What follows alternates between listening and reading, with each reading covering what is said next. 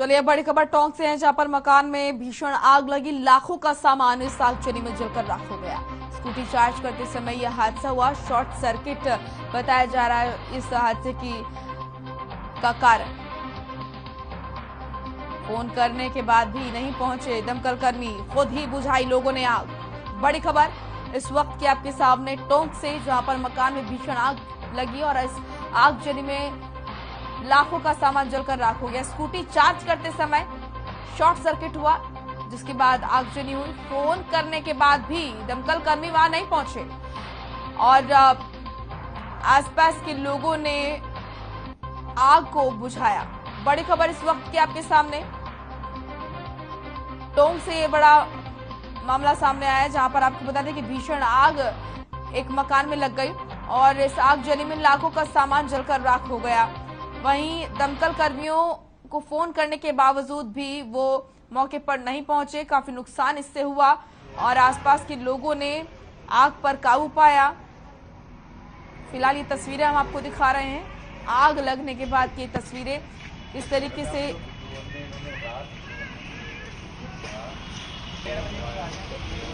रात को इलेक्ट्रिक गाड़ी हमने चार्जिंग पे लगाई, उसके 1.5-2 घंटे बाद अचानक से धमाके की आवाज आई और हमने कमरे में आकर देखा तो एकदम पूरे कमरे में आग फैली हुई थी, जिसके अंदर खड़ी हुई 2 मोटरसाइकिल है, वॉशिंग मशीन, गैस की टंकी, अलमारी में रखे हुए कपड़े और रुपये और पूरा जो कमरा था उसके अंदर पूरा कमरा डैमेज हो गया आग की वजह से।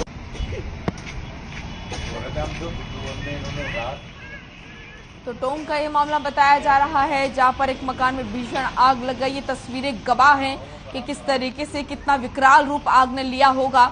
आग लगने के बाद ये जो सबूत दिख रहे हैं, इस तरीके से जो पूरा मकान है उनमें रखा सारा सामान जलकर राख हो गया है। लाखों के सामान का नुकसान बताया जा रहा है इस आगजनी में।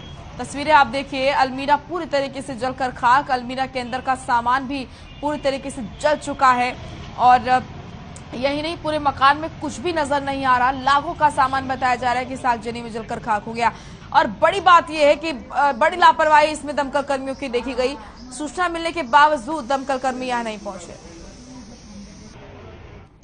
रायसिंह नगर में सेना भर्ती शुरू कराने की मांग को लेकर छात्र संगठन एसएफआई ने श्री गंगानगर के सांसद निहाल चंद मेघवाल के निवास का घेराव किया। इस दौरान एसएफआई कार्यकर्ताओं ने सांसद निवास के पास लगाए गए पुलिस बैरिकेड्स को तोड़ दिया, जिससे माहौल तनावपूर्ण हो गया।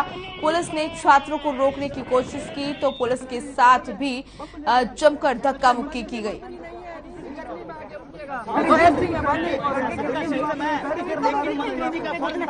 कि वो यहाँ विद्यार्थियों के बीच में आते कि नौजवानों आओ, क्या बात है आपकी।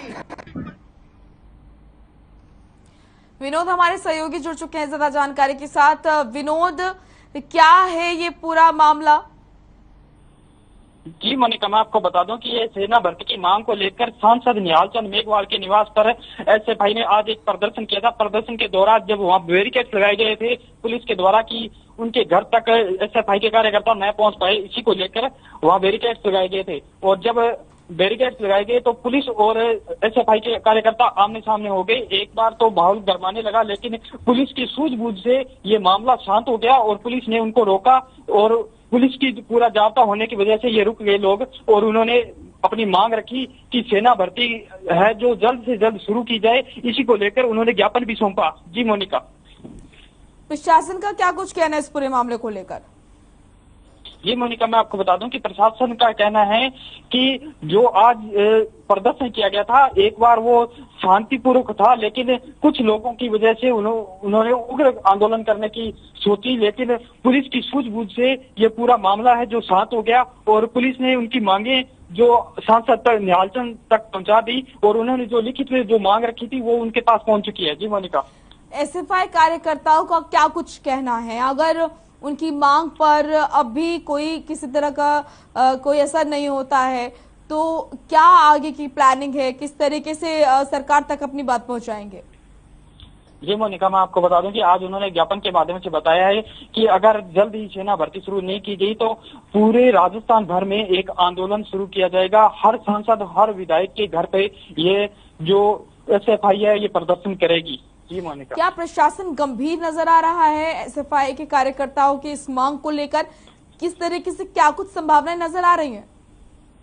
जी मोनिका, मैं आपको बता दूं कि इसको लेकर प्रशासन पूरा सतर्क नजर आ रहा है और प्रशासन अपने जो एसएफआई की जो मांग थी वो अपने उच्च अधिकारियों तक और जो सांसद है निहाल चंद उनके तक पहुंचा दी है और उन्होंने जो भी लिखित में जो मांग रखी थी वो उन तक पहुंचा दी गई है। जी मोनिका, शुक्रिया आपका तमाम महत्वपूर्ण जानकारी के लिए।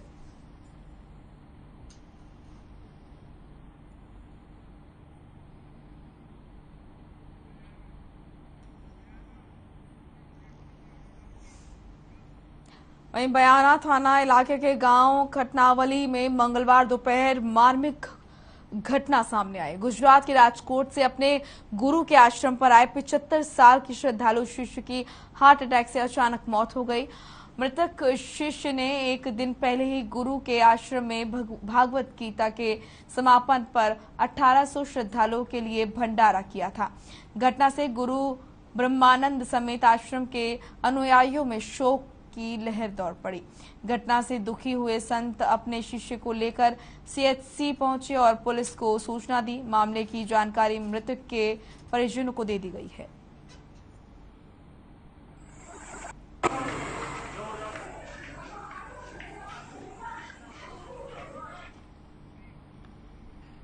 चलिए अब खबर बीकानेर से है, जहां जिला कलेक्टर भगवती प्रसाद कलाल ने मंगलवार को गंगा शहर सुजान देसर की कई गलियों में पहुंचकर सीवर कनेक्शन कार्य का जायजा लिया। उन्होंने आमजन से अब तक हुए कार्य का फीडबैक लेते हुए प्रगतिरत कनेक्शन कार्य का निरीक्षण किया और गुणवत्ता का विशेष ध्यान रखने के निर्देश दिए।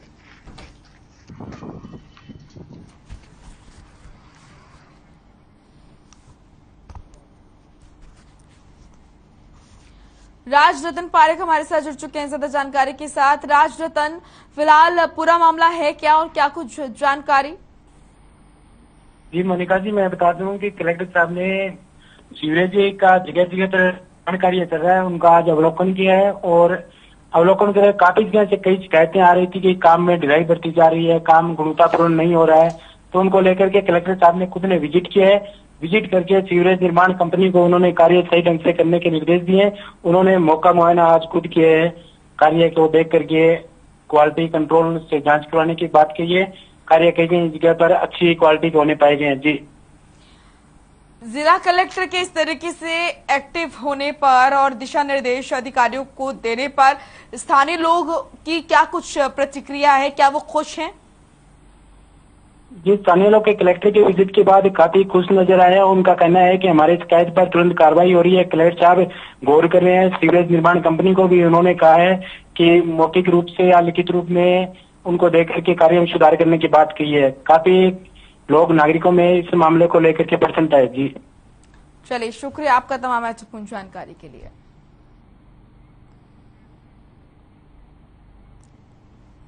दो साल बाद विश्व संग्रहालय दिवस मनाया जाएगा। विश्व विख्यात चित्तौड़ दुर्ग स्थित फतेह प्रकाश संग्रहालय में भी विश्व संग्रहालय दिवस पर कई आयोजन होंगे, जिसको लेकर तैयारियां शुरू की जा रही हैं। इसमें मुख्य रूप से यहां पर परिंडों पर आर्टिस्ट चित्तौड़ दुर्ग के ऐतिहासिक भवनों के चित्र उकेरेंगे। बाद में परिंडों को चित्तौड़ दुर्ग के कई ऐतिहासिक स्थलों को लगाया जाएगा। इस दौरान कई और आयोजनों की भी तैयारियां की जा रही है।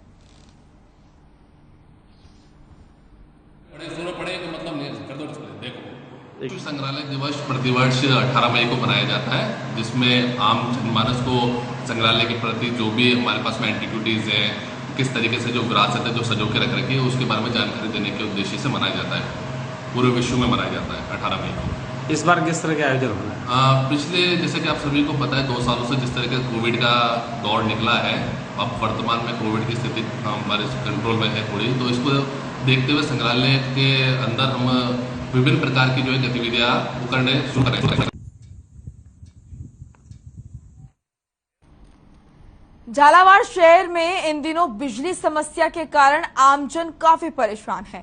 भीषण गर्मी के चलते जिले में पारा 46 डिग्री तक पहुंच गया है। अघोषित बिजली कटौती से नाराज बीजेपी कार्यकर्ताओं ने जिला अध्यक्ष संजय जैन के नेतृत्व में डिस्कॉम कार्यालय का घेराव किया। वहीं बीजेपी जिला अध्यक्ष संजय जैन और मंडल अध्यक्ष चंद्रमोहन के नेतृत्व में दर्जनों बीजेपी कार्यकर्ता रैली निकालते हुए जयपुर डिस्कॉम के अधीक्षण अभियंता कार्यालय पहुंचे, लेकिन डिस्कॉम के अधीक्षक अभियंता के नदारत मिलने के बाद बीजेपी कार्यकर्ता भड़क गए, जिसके बाद डिस्कॉम और राज्य सरकार के खिलाफ जमकर नारेबाजी करते हुए हंगामा किया गया।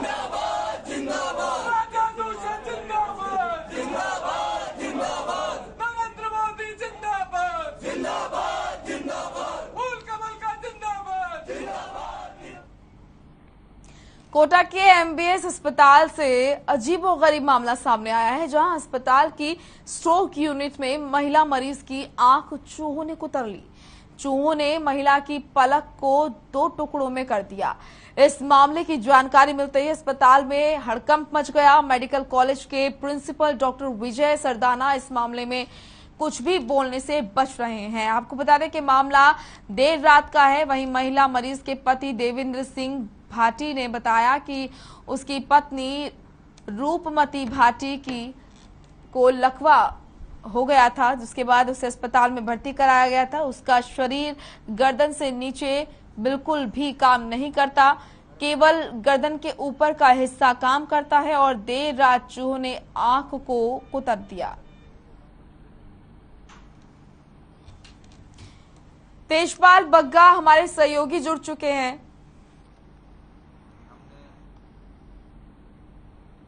के बाद में बुलंदबेरी सिंड्रोम जीपीएस से पीड़ित है। ऐसे मतलब जो 45 मतलब ऐसा नहीं कि कोई 5-6 रोज से भर्ती हो, 45 दिन से भर्ती है और इसके हाथ पांव जो है मतलब काम नहीं कर रहे हैं। इसके लिए हम दवा चल रही है।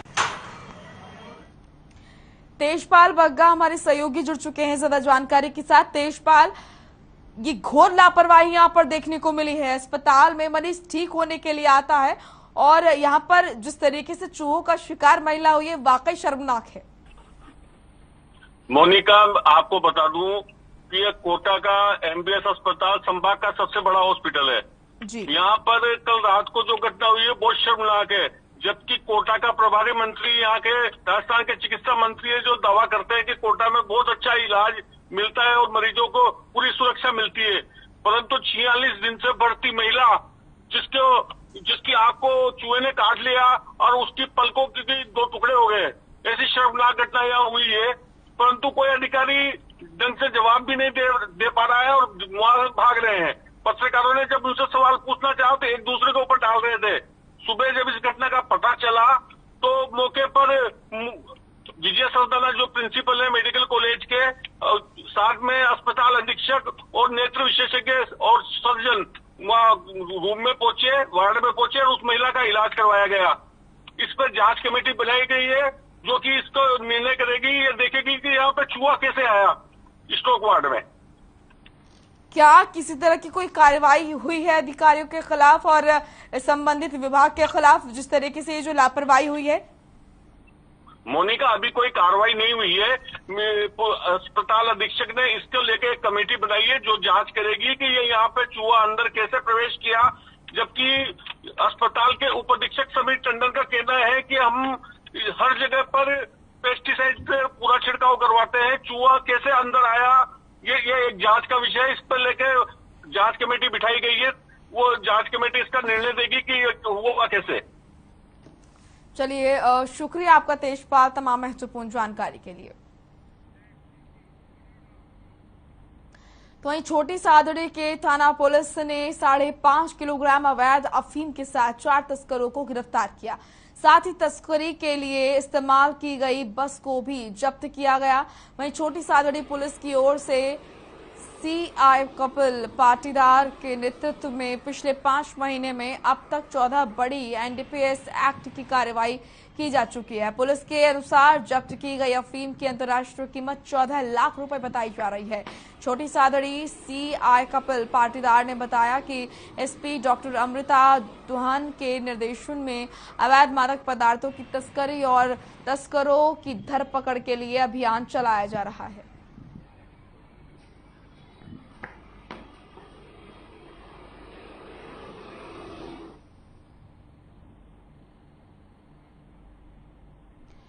कोटा शहर के RK पुरम थाना क्षेत्र में हाड़ा सनी सर्कल पर 50 वर्षीय एक व्यक्ति लावारिस हालत में मिला। वहीं व्यक्ति को देखकर राहगीरों ने पुलिस को सूचना दी। मौके पर पुलिस ने बताया कि सूचना मिली कि हाड़ा रानी सर्कल पर एक अज्ञात व्यक्ति बेहोश अवस्था में पड़ा हुआ है और उसके हाथ पर चोट के निशान हैं। पुलिस जाब्ता मौके पर पहुंचा और उसे एम्बुलेंस की मदद से MBS अस्पताल में भर्ती कराया गया। व्यक्ति बोलने की स्थिति में नहीं होने पर उसकी शिनाख्त नहीं हो सकी। पुलिस उसके परिजनों की तलाश कर रही है।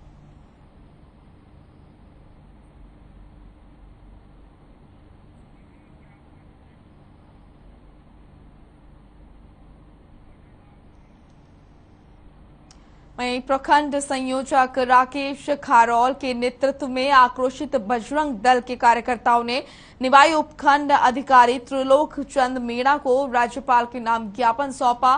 ज्ञापन में बताया कि धर्म विशेष द्वारा हिंदू समाज की शोभा यात्रा और मंदिरों को लगातार निशाना बनाया जा रहा है। वहीं यहां पर विधर्मियों के जरिए बहन बेटियों पर भी सुनियोजित तरीके से अत्याचार किया जा रहा है, जिसके विरोध में कार्यकर्ताओं ने उपखंड कार्यालय पर जमकर प्रदर्शन किया और ज्ञापन भेजकर आरोपियों के खिलाफ कड़ी कार्रवाई की मांग की है।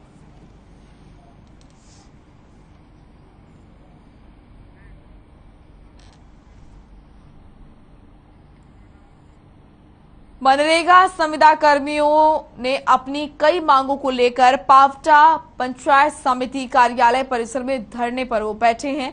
कार्मिकों की मुख्य मांग महात्मा गांधी योजना के अंतर्गत वर्तमान में कार्यरत संविदा कर्मियों को नियमितीकरण है और इसके अलावा कई मांगों को लेकर सभी कार्मिक 4 मई से कार्य बहिष्कार करते हुए अनिश्चितकालीन अवकाश पर बैठे हैं।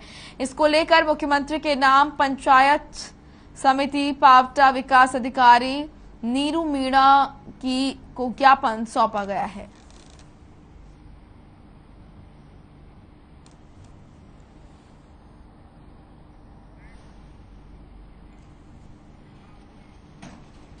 चलिए खबर अब चूरू के तारानगर से है, जहां संपूर्ण कर्ज माफी, नहर निर्माण के लिए बजट स्वीकृत करने, किसानों का बकाया बीमा क्लेम दिलवाने, फसल बीमा प्रीमियम कटौती से वंचित किसानों के लिए पोर्टल दोबारा खुलवाने के साथ ही 20 सूत्रीय मांगों को लेकर तहसील कार्यालय के आगे अखिल भारतीय किसान सभा द्वारा चल रहा धरना आज भी जारी है। इन मांगों को लेकर किसानों ने नारेबाजी कर विरोध प्रदर्शन किया। किसान सभा प्रदेश कमेटी सदस्य निर्मल कुमार प्रजापति ने बताया कि जब तक उक्त मांगे नहीं मानी जाती तब तक अखिल भारतीय किसान सभा की तरफ से धरना जारी रहेगा।